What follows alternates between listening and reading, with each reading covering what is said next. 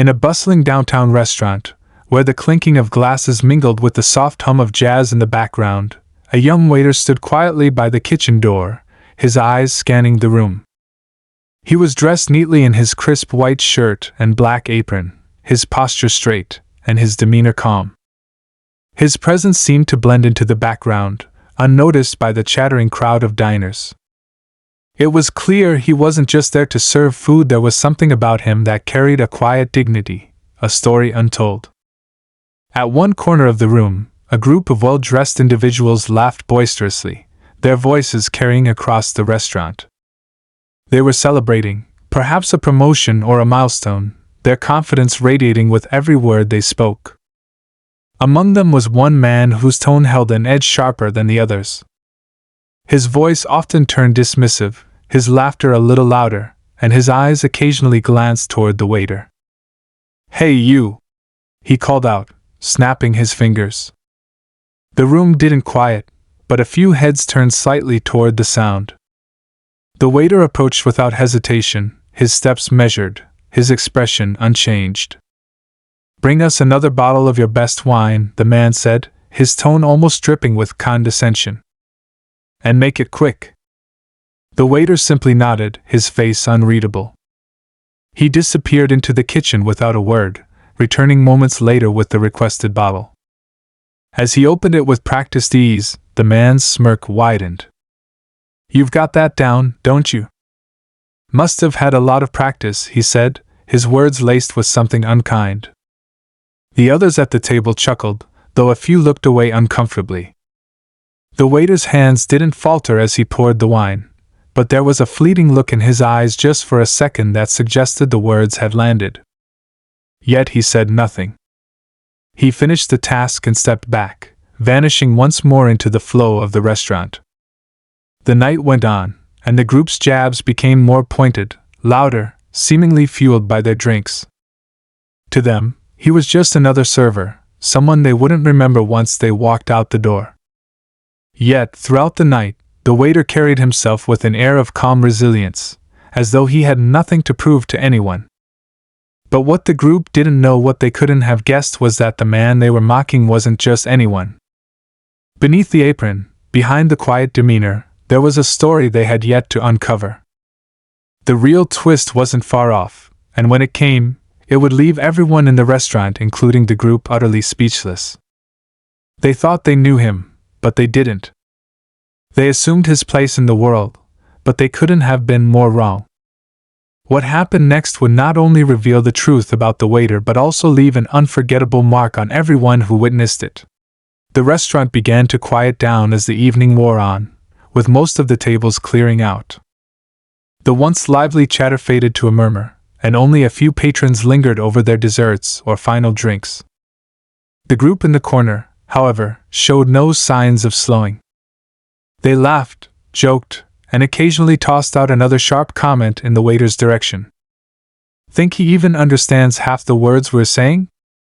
one of them said under their breath, loud enough for those at the table to hear but just low enough to seem innocuous to anyone else.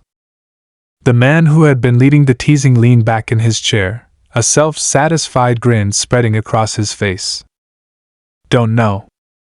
But if he does, he's got a thick skin, I'll give him that," he replied, his tone teetering between mockery and admiration. The waiter, who had been clearing a nearby table, paused briefly, as though deciding whether to respond. Then, just as quickly, he moved on, quietly stacking plates and glasses with care before disappearing again. His composure remained intact, but a few of the other staff exchanged glances, their expressions a mix of concern and unease. Back in the kitchen, the air was thick with the aroma of simmering sauces and the faint hum of an industrial dishwasher. A younger server leaned against the counter, shaking his head. "How do you do it?" he asked the waiter, his voice low. "Do what?" The waiter replied, not looking up as he carefully arranged the silverware in a tray. "Take that kind of nonsense and not say anything back." "If it were me, I'd." The younger server cut himself off, gesturing sharply toward the dining room. The waiter paused for a moment, his hands still. "People only see what they want to see," he said simply. His tone wasn't bitter, it was more matter-of-fact, as if he'd long ago made peace with this reality. The younger server frowned, not entirely sure what to make of the response. Before he could ask more, the manager walked in, briskly checking the clock and scanning the room. "All right, let's start wrapping things up," she said. "But keep an eye on that group. They don't look like they're leaving anytime soon." Out in the dining room, the group's energy was shifting. The man at the head of the table leaned forward, his elbows resting on the polished wood. "You know," he said, his voice suddenly quieter but no less commanding, "I've met a lot of people in my line of work. Important people. Big names. And you can always tell when someone's trying to fake it. Like there's something they're not." The others at the table nodded, though a few seemed unsure where this was going. "That guy," he continued, jerking his thumb toward the kitchen, "he's got that look.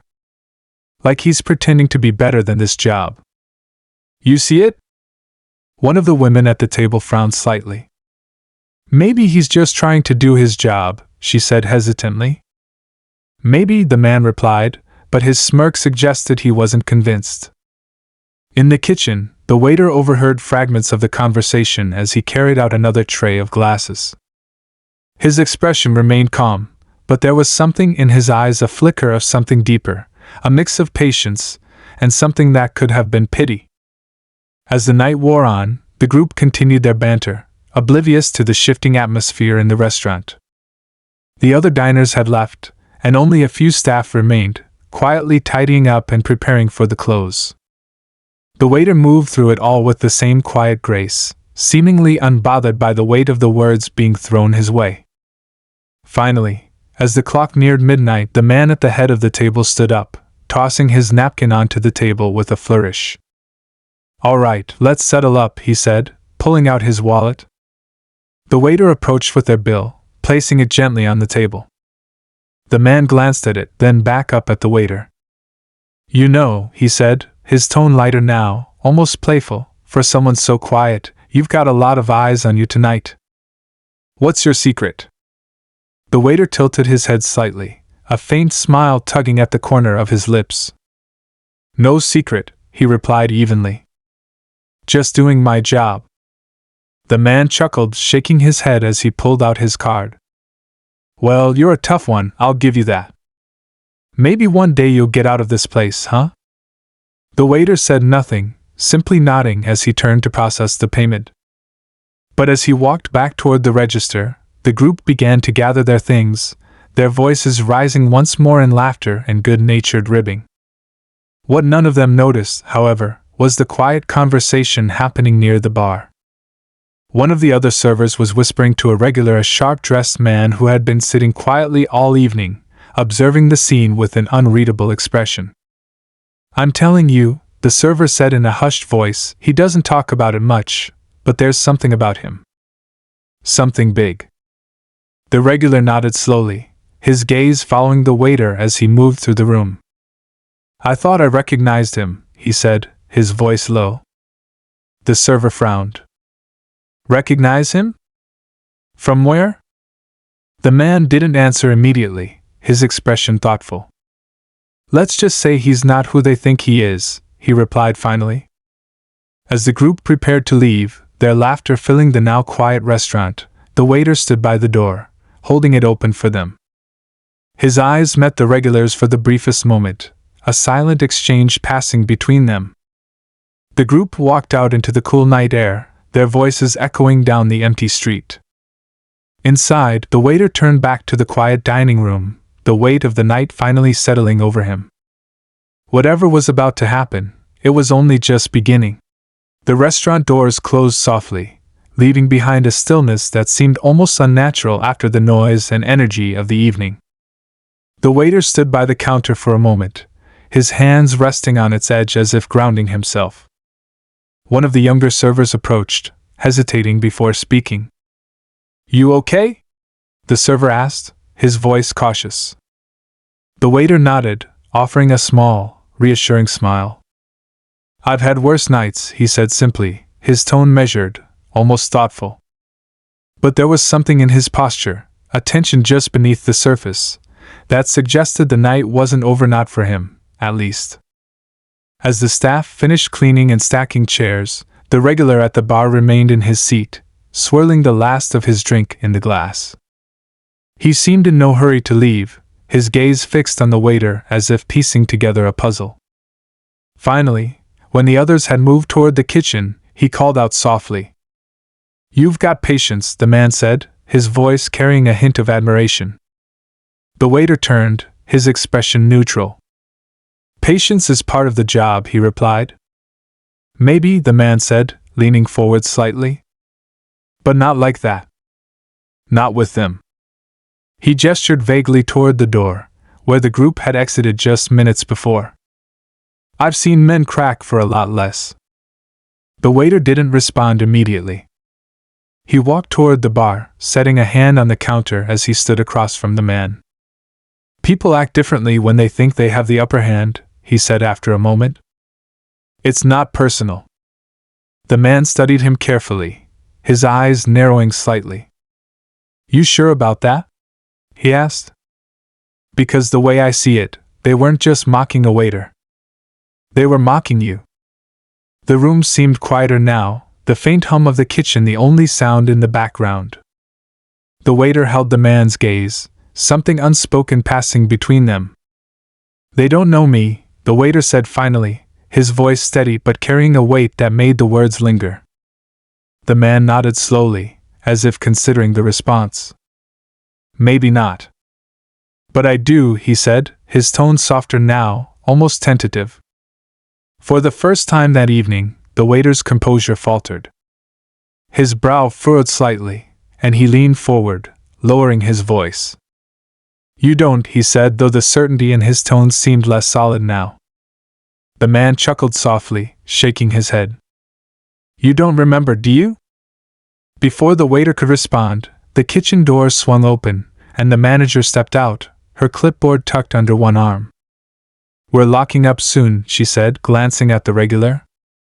The man nodded, downing the rest of his drink before standing. "Guess I'll be seeing you," he said to the waiter, his tone carrying a hint of something unspoken. As the man left, the waiter lingered by the bar, his mind clearly elsewhere. The younger server passed by, throwing him a curious look but saying nothing.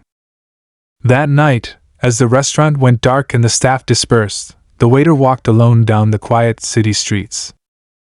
The cool air carried a faint buzz of activity from distant bars and late-night diners, but his thoughts drowned out the noise. The man's words echoed in his mind, "You don't remember, do you?" He hadn't always worked in this restaurant, of course. Before this, there had been other jobs, other cities, other lives. But that was years ago, and he'd left that chapter behind, or so he thought. The next day, the restaurant was back to its usual rhythm, with lunchtime patrons filling the tables and the staff moving quickly to keep up with the rush. The waiter slipped seamlessly into his routine, his calm demeanor a steadying presence amid the chaos. But every so often, his gaze would drift to the door, as if expecting someone to walk through. By mid-afternoon, the door did swing open, but it wasn't who he expected. It was one of the women from the group the night before, her demeanor noticeably different from the loud, confident figure she'd been at the table. She approached him cautiously, her hands clasped in front of her.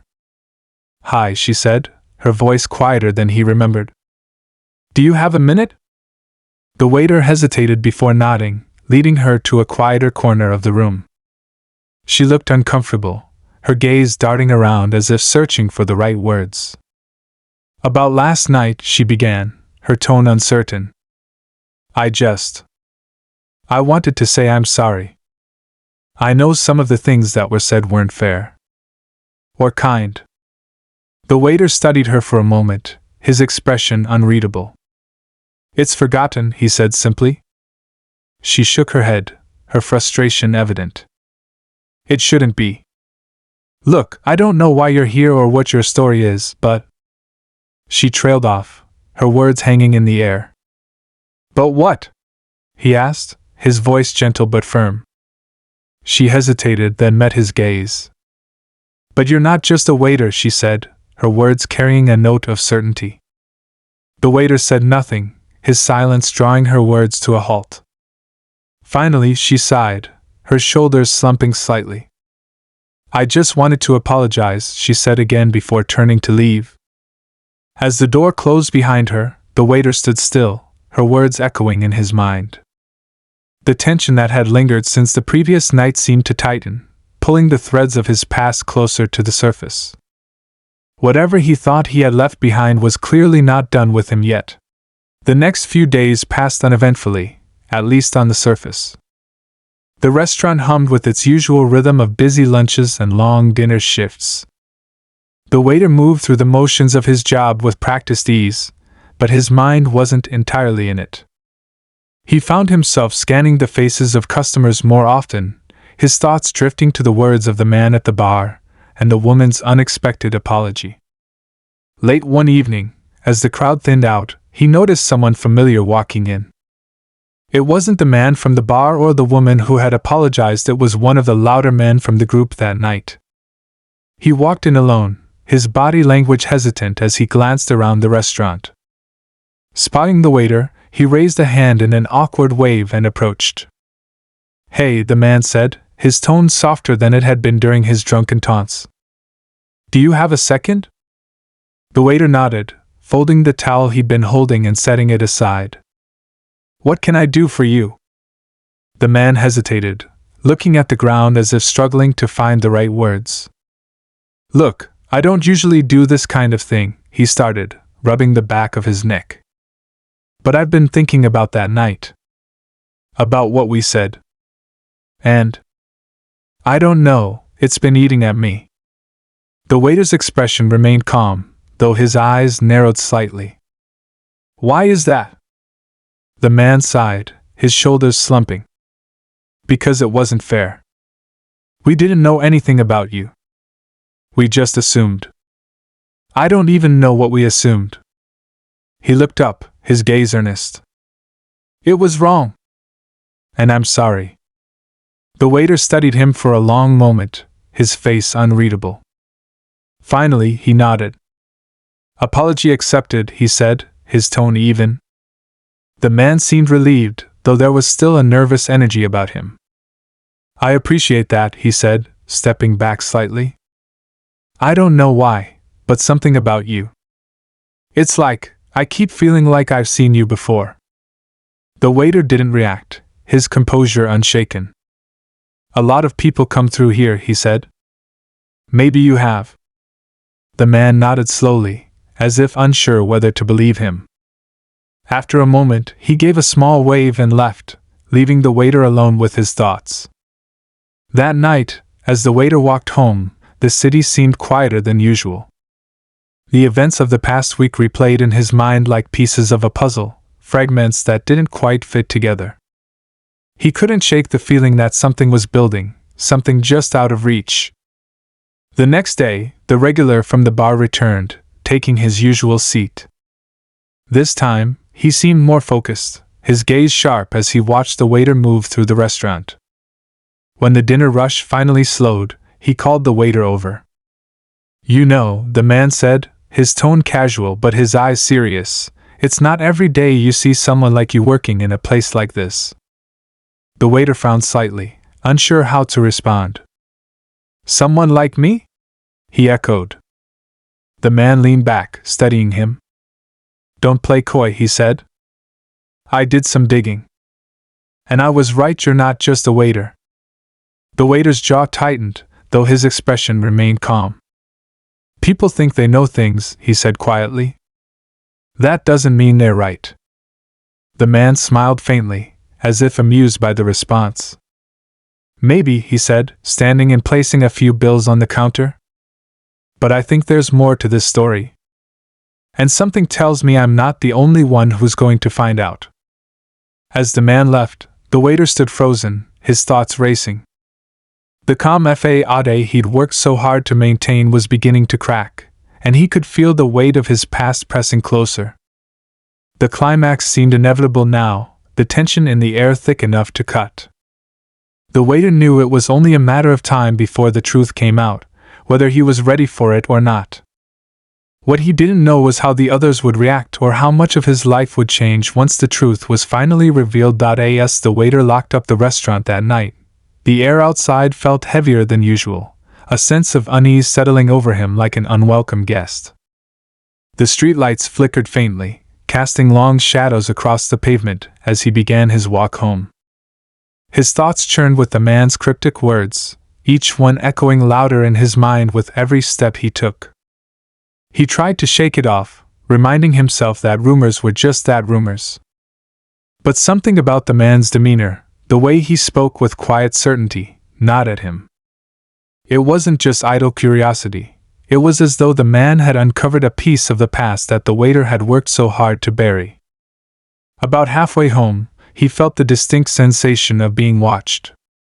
He glanced over his shoulder casually, his eyes scanning the dimly lit street behind him. There was no one there. But the feeling persisted, prickling at the back of his neck.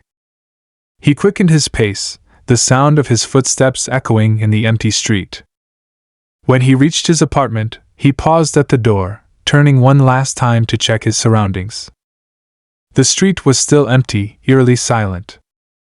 Shaking his head, he stepped inside, locking the door behind him. The next morning, the unease lingered. He arrived at the restaurant early, hoping the familiar routine of setting up for the day would distract him. But as he arranged the tables and polished the glasses, his thoughts remained unsettled. Around midday, the first twist came. A woman entered the restaurant, a different woman than before, but her energy was just as striking. She was composed, dressed in a way that commanded attention without being ostentatious. She walked up to the counter and asked for him by name. Caught off guard, the waiter approached her cautiously. "Can I help you?" he asked, keeping his tone polite but distant. She smiled, though it didn't quite reach her eyes. "I think you can," she said. "I've been looking for someone who fits your description, and from what I've heard, you might be the person I'm looking for." He stiffened slightly, his mind racing. "I think you've got the wrong person," he said, attempting to sidestep the conversation. Her smile widened, her gaze unwavering. "I don't think so," she replied. "But I'll leave my card, just in case." She placed a sleek business card on the counter and walked out, leaving him standing there, staring at the card. It had no name, just a phone number and a logo he didn't recognize.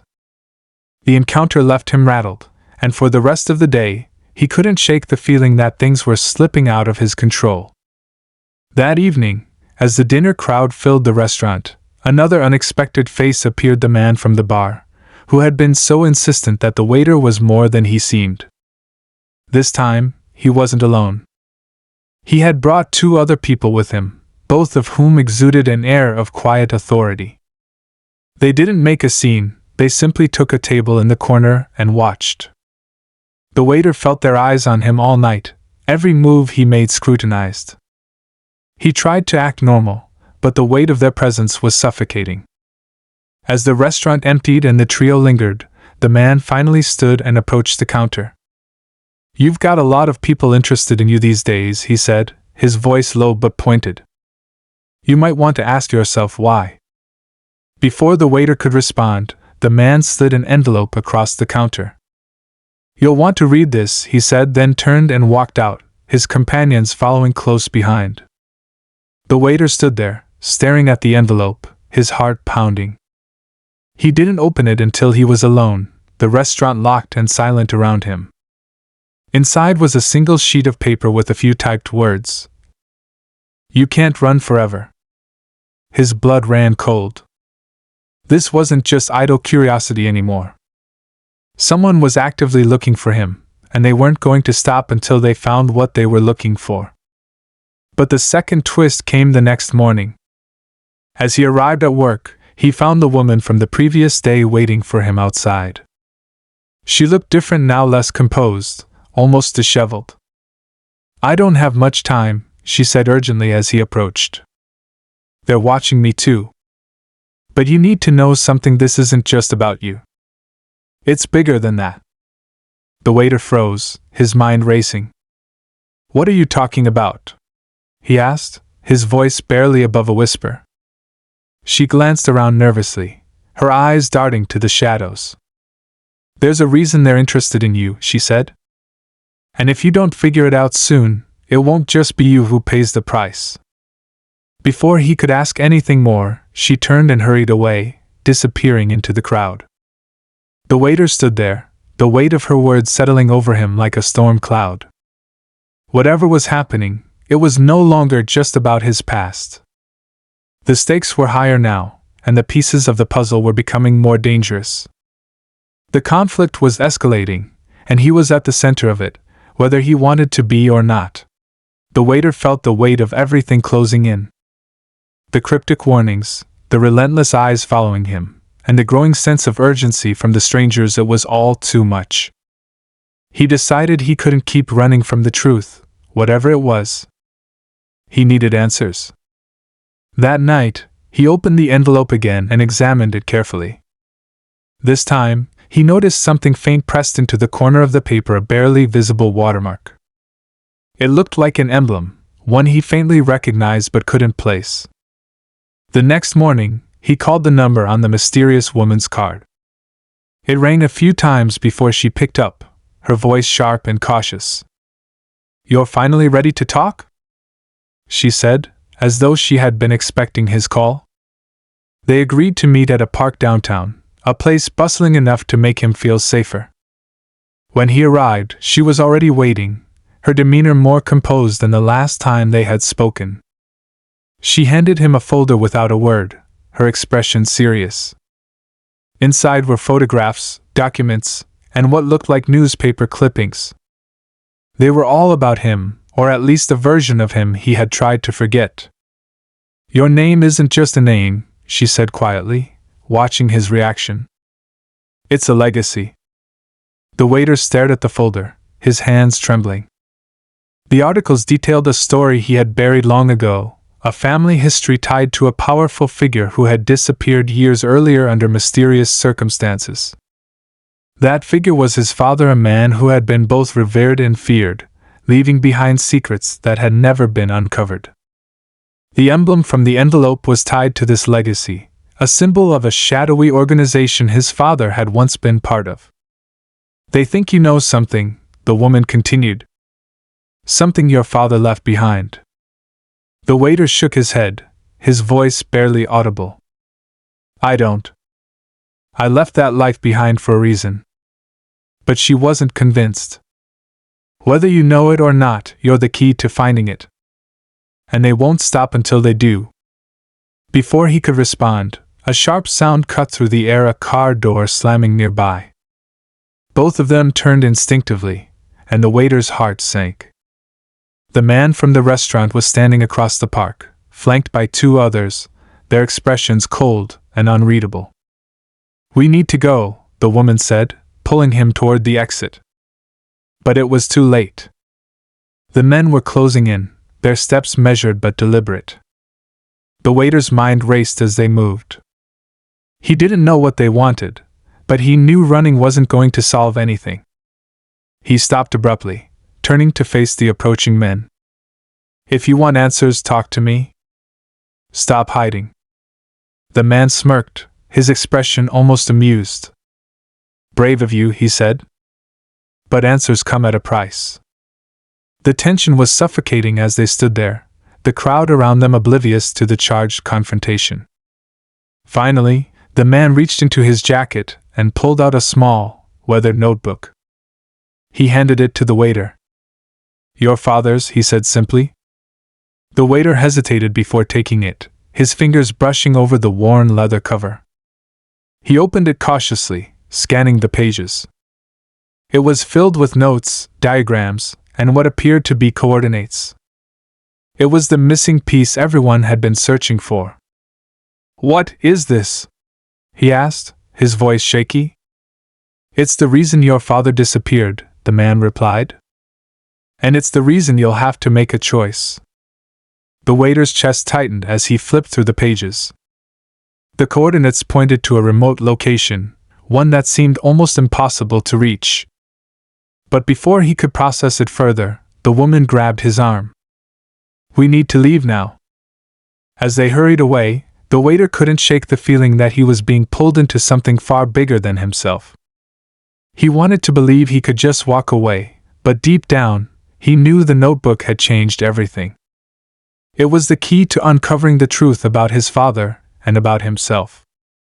That night, he sat alone in his apartment, the notebook open on the table in front of him. The coordinates glared back at him, daring him to follow them.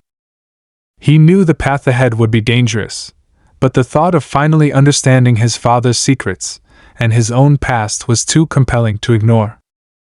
Just as he made up his mind, there was a knock at the door. He froze, his heart pounding. Slowly, he got up and opened it.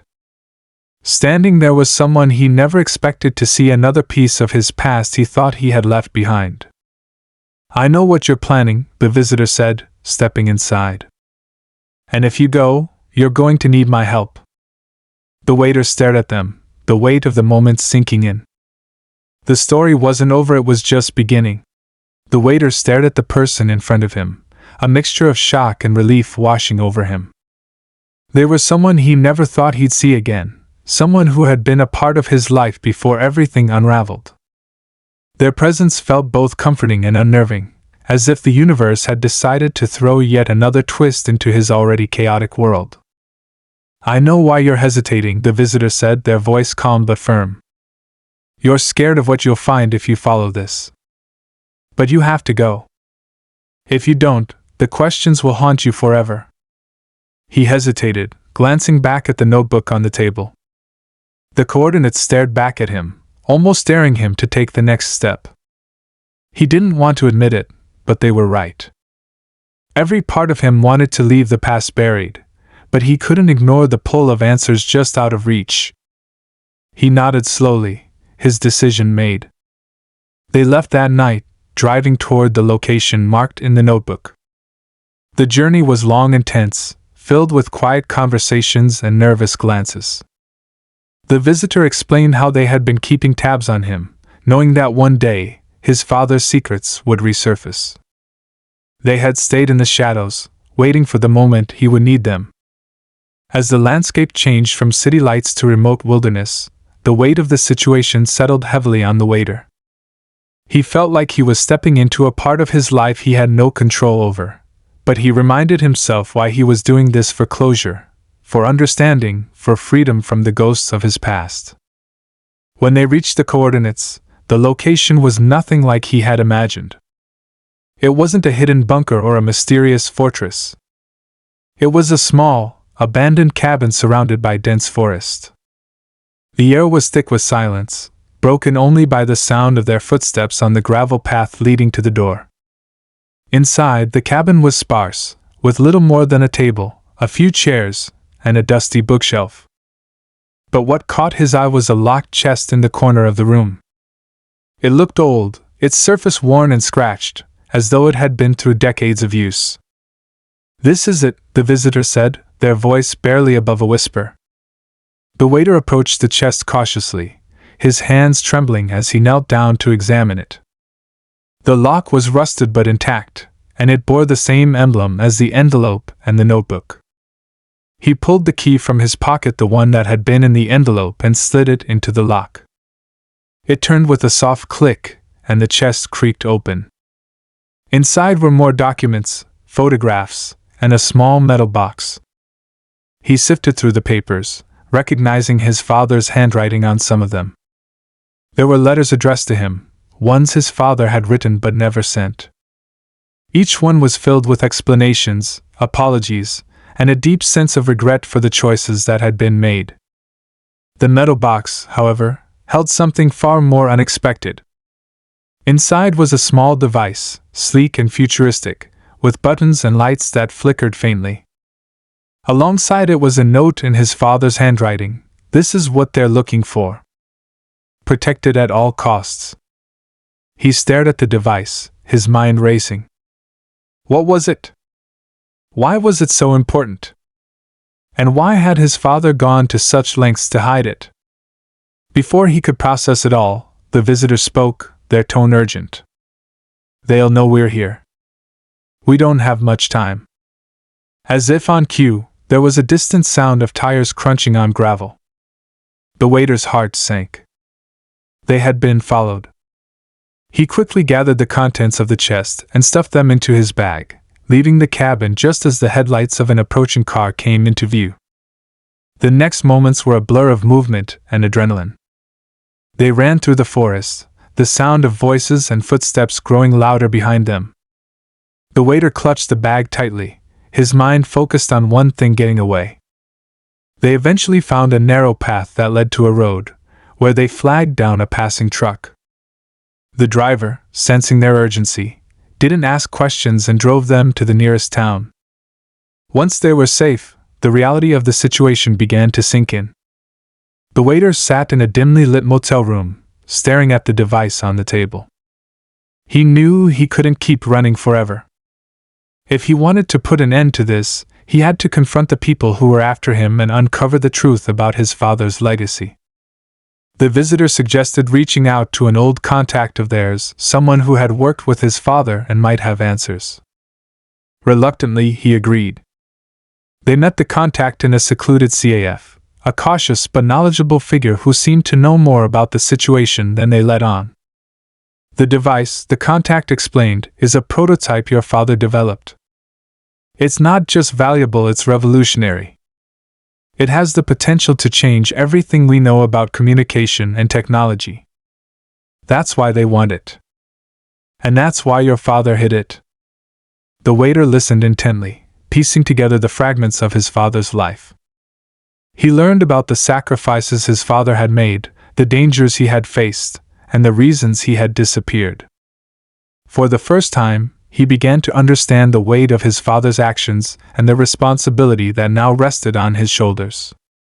But understanding didn't make the situation any easier.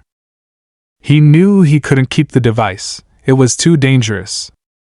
With the help of the visitor and the contact, he devised a plan to hand it over to someone who could protect it, someone who would ensure it didn't fall into the wrong hands.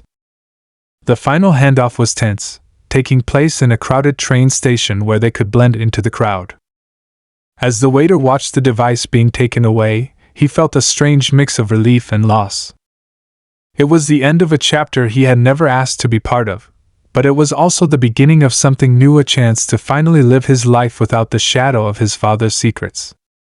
In the weeks that followed, the waiter returned to his normal routine, though he knew he would never be the same. The experience had changed him, forcing him to confront his fears, his past, and his own strength. He stayed in touch with the visitor, who had become an unexpected ally, and together they reflected on everything they had been through. Though the mystery of his father's legacy was resolved, the waiter knew there would always be unanswered questions. But for the first time in a long time, he felt at peace. He had faced the unknown, protected what mattered, and found a sense of closure he hadn't thought possible. As he looked out the window of the restaurant one evening, watching the world go by, he couldn't help but smile. The past had shaped him, but it no longer defined him. And in that moment, he knew he was finally free.